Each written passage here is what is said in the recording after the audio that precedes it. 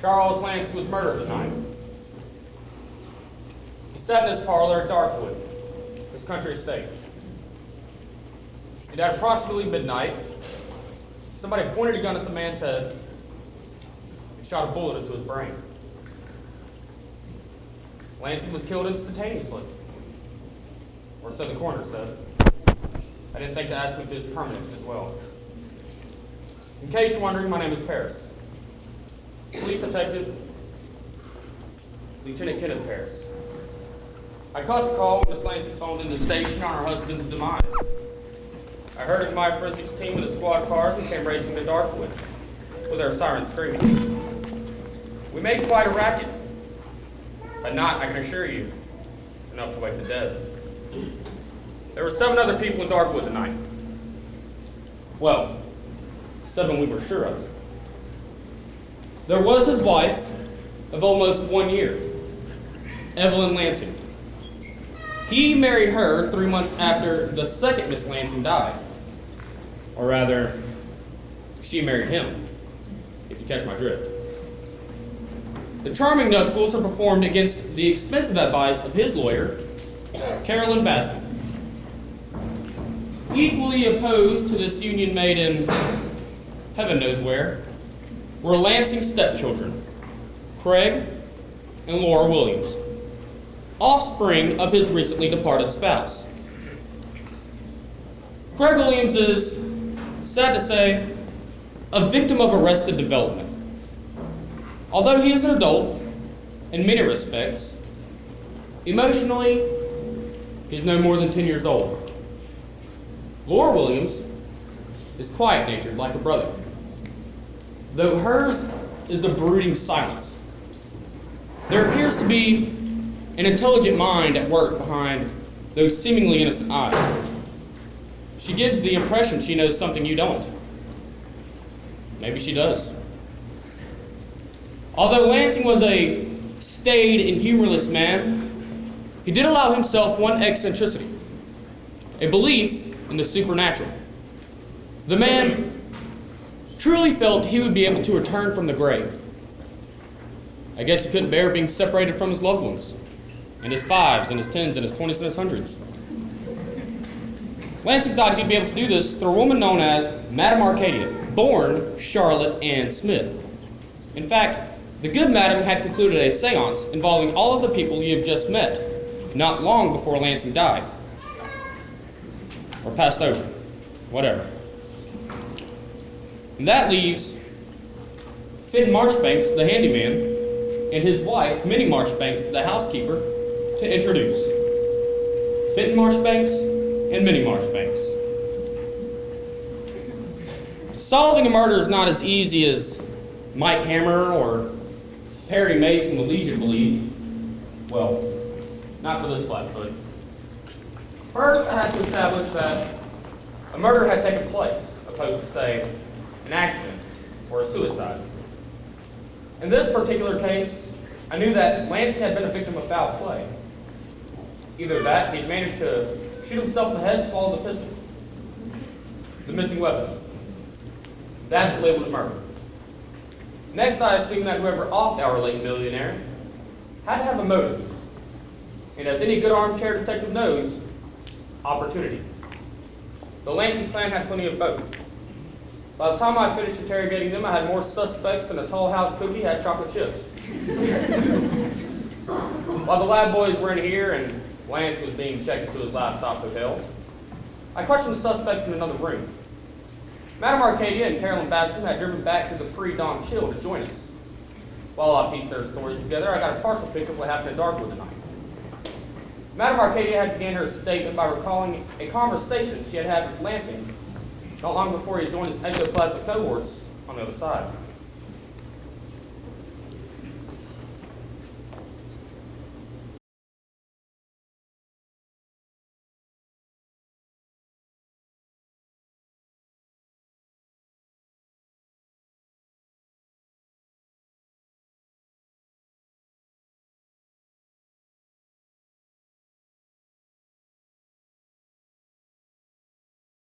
I came to Darkwood once a week to read the tarot cards from Mr. Lansing.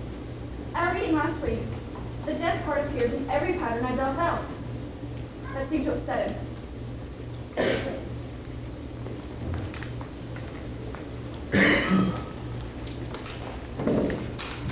I'm not afraid to die, Madam Arcadia, but I do not wish to leave this life yet. There is much I still wish to accomplish. Yes, it's a pity we cannot choose the time of our departure. But alas, I have made enemies, dangerous enemies, perhaps even those who would cut my life short if given the opportunity. Should I go before my work here is finished? I plan to return, not as some newborn entity, but as Charles Lansing. Do you believe that's possible? anything is possible in the spirit world, dear Mr. Lansing. When I come back, it will be through you, Madam Arcadia. We are attuned, you and I. You will become my living instrument for achieving my goals. How wonderful that would be. How challenging I would try. In order to serve my needs, you will require power, and money is power. That is why I have decided to change my will and leave everything to you. To me? As long as you clearly understand, I will simply be entrusting it to you to keep for my return. Oh, of course. Of course, Mr. Lansing. I called Carolyn Bascom and instructed her to drop the new will. She was shocked at my decision. Naturally, she and my family participate in my spiritual activities only to please my needs. As I'm sure you well know, you and I are the only true believers. Yes, yes. You and I.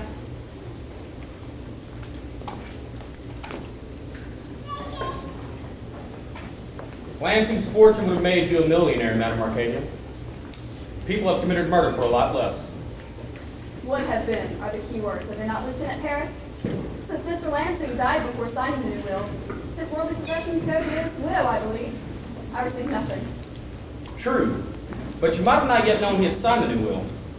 If you assume he had. I was aware the new will was not signed. Carolyn Bascom was kind enough to let me ride in with her from town. After the seance, we were preparing to leave. She remembered she still had the new will in her purse, so she went back to the parlor to give it to him. He didn't see you out? He always said goodnight to us in the parlor. Miss Lansing and the young people saw us to the door, and the Marchbanks helped us with our coats. How do you know he didn't sign it when Miss Bascom had given it to him? She said not. On the way home, she said he had asked her to leave it so that he could look over it first. He could have signed it directly after you'd left. He could have, but obviously he didn't. If you want to know more about the will, I suggest you talk to Carolyn Bascom. Have you ever tried questioning a lawyer? It's a real pain. They not only know the laws better than you do, but they know who wrote them. And they know who scratched the politicians' back to get them enacted. But Carolyn Bascom proved to be a cooperative lawyer. A cooperative lawyer? That made her suspect. It was just as you say Madam Arcadia told you. I left the others at the front door, and I returned to the parlor with the will.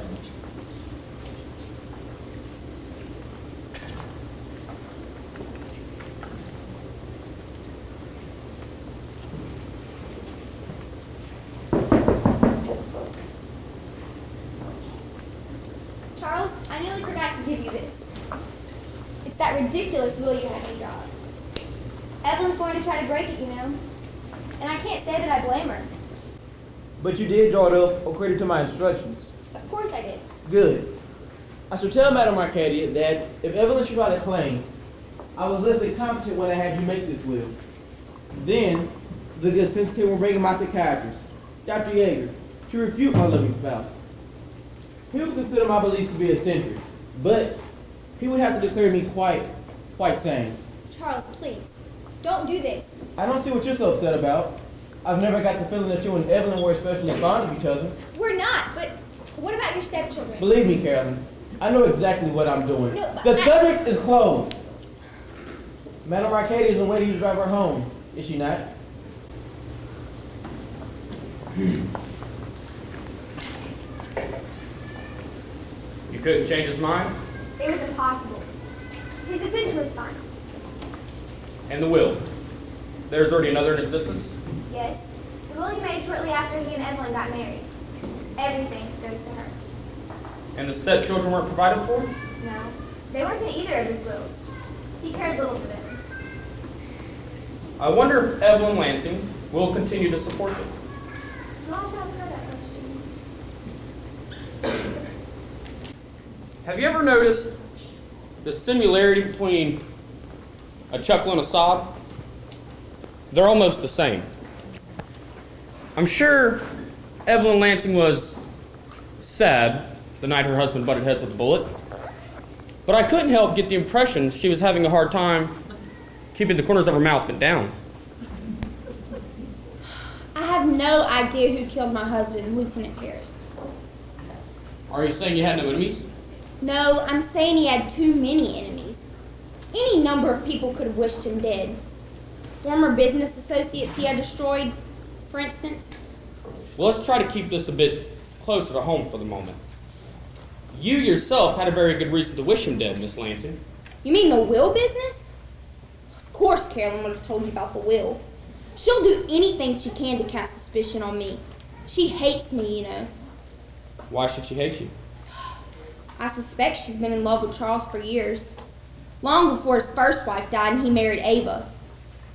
She did manage to accept her marriage to Charles, and even came to care for those worthless children of hers.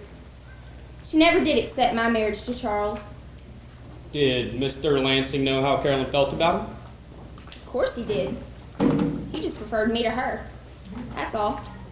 And yet, he was willing to cut you out of the new will as easily as he'd snipped off the hangnail. You obviously knew that. We all knew it. Laura, Craig, the Marshbanks. He made sure we were all aware of his plans. Did you kill your husband, Miss Lansing? No, I did not. And I can prove it.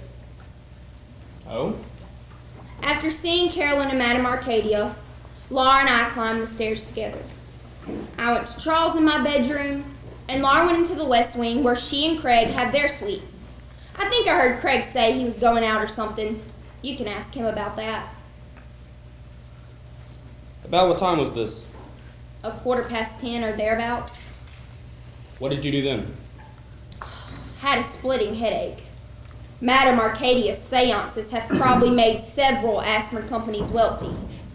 I took a long soak in the tub with a cool washcloth over my forehead and went to bed and watched television. Did you notice the time at that point? The 11 o'clock movie was coming on, Imitation of Life with Lana Turner. I can tell you the plot. It comes on a lot. I can tell you the dialogue. About how long did you watch it? I stopped at 11:45. I know because that's when I got up and looked at the clock. Charles was still downstairs examining the new will. I decided to try to dissuade him from signing it one last time. You've tried before? Ever since he told me about it, he ignored me. So you went to the parlor at 11:47, say. I knocked. Charles, I said, let me in. I have to talk to you. Go away. Leave me alone. I could tell by his voice he was drunk. After he told you to leave, what did you do then? I went back upstairs and was returning to my bedroom door when I heard the shot. Craig heard it too and came running from his suite. It's funny what you notice during a crisis, isn't it? He was still dressed, and I remember thinking, he hasn't gone to bed yet? Anyways, we came downstairs together. He'll tell you. Mr. Williams did corroborate Miss Lansing's story about meeting in the upstairs hall. That would give each of them ironclad alibis. But of course, each could be lying. I questioned Mr. Williams on his activities tonight, anyway. That's right, Lieutenant. Just like Evelyn said, I went to the Sunset Lounge after the seance. About what time did you arrive there? Well, I left right after the guests did, so it couldn't have been later than 10:30. Anyone there who could vouch for you? Sure, they all know me. Jilly, the bartender, the waitresses. Fine, I'll check it out. So you drove straight home after leaving the lounge at about 11:30.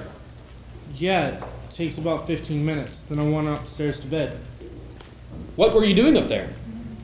I don't understand. Sleeping. Do you always sleep in your clothes? What? Evelyn Lansing said you were still dressed when you came to the upstairs hall. Yeah, it sounds like something she would say. Was you trying to put suspicion on me? She didn't accuse you of anything. Well, I was still dressed because I had a little too much to drink at the lounge and I passed out on the covers. But you weren't out too deeply to hear the shot, were you? No, I heard it. Well, I heard something. You don't like your stepmother very much, do you? I hate her! Would you tell me why? Yeah, I'll tell you. I'll tell you the kind of monster she really is. I'm listening. She was Charles' secretary back before my mother died. Moved her into the house, gave her the guest suite. Said he'd like to have her available when he needed her. Well, one day I found out what he really wanted her available for. Everyone was away from the house but them. Mother and Laura had gone shopping. Charles had sent Vincent and Minnie off on a weekend holiday, and I was at the club playing tennis. I hadn't played but one set when I fell and sprained my wrist.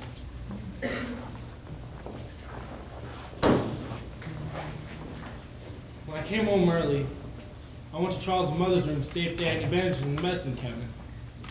When I walked into the parlor, they were... I think I can figure out the rest. It must have been quite a shock. You don't even know. What did you do then?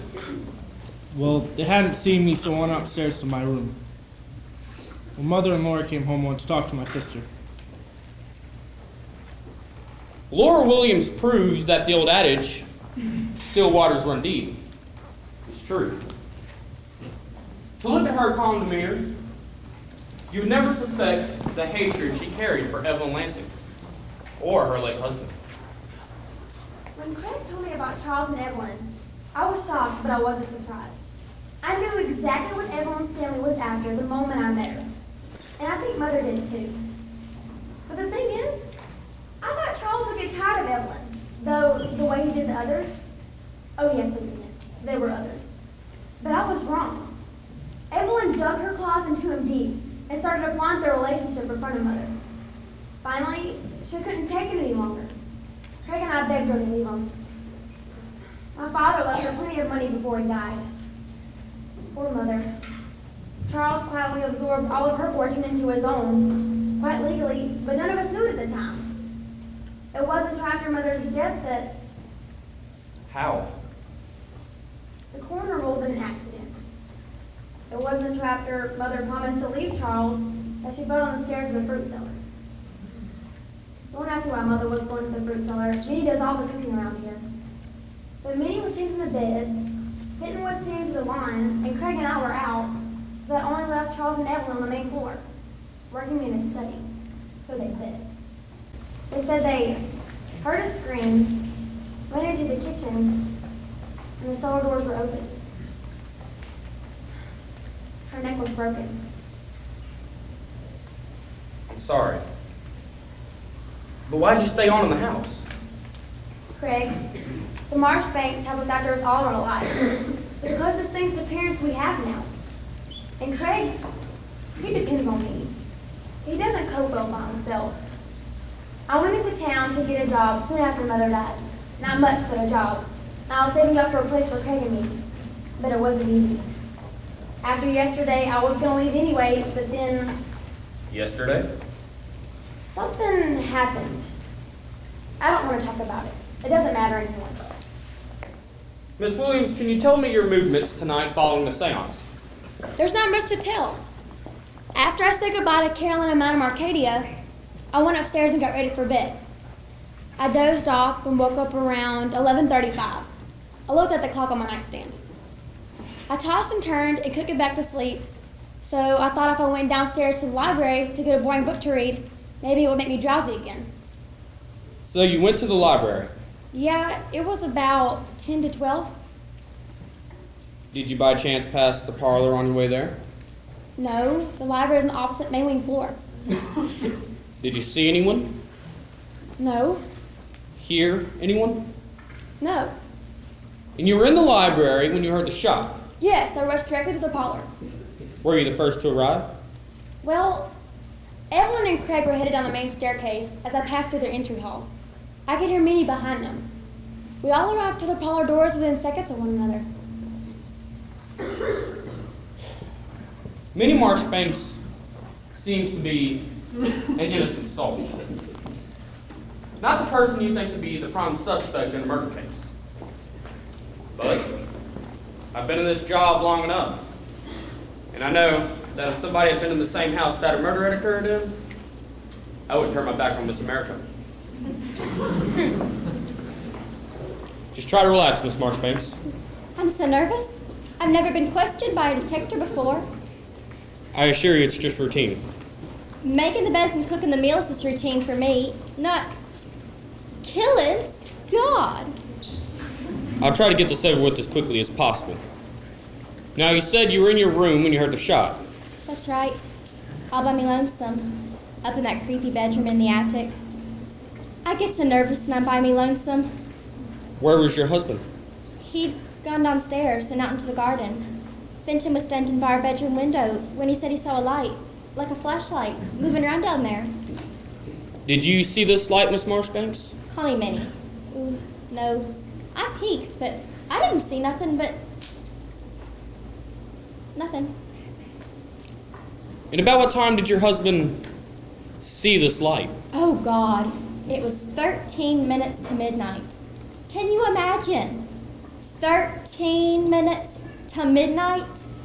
Ain't that creepy? I told Clinton not to go down there. I said, maybe that Madame Arcadia done conjured up a ghost that didn't get back where he belongs. He went to investigate anyway? Yes, he just put on his pants and left. Whew. That sounds like something a troll can say, don't it? Miss Marchbanks, Minnie, I assume you and your husband must put in such long hours to run such a nice household. We do. I would think the two of you would go to bed a lot earlier than midnight. Oh, we do, usually. But you see, we was up late tonight, and the night before too, discussing this problem. Problem? Well, we was trying to figure a way to get out of the house, and to take the kids with us. The kids? Mr. Craig and Miss Laura. We love them like they was our own. Why do you want to get out of Darkwood? It's so terrible. Please tell me. Well, I hate to speak ill of the dead, but Mr. Lansing was a horrible man. Not to Fenton and me as much, but to... Yes? It was late last night, or rather the night before last, it being morning now. Miss Bascom had just come by to ask Mr. Lansing something about the new will. I was about to show her into the parlor. When I heard Mr. Lansing speak, I knew he wasn't alone. Charles, you said you needed to see me? My dear, would you be so kind as to pour me a glass of brandy? I was going to knock when he said,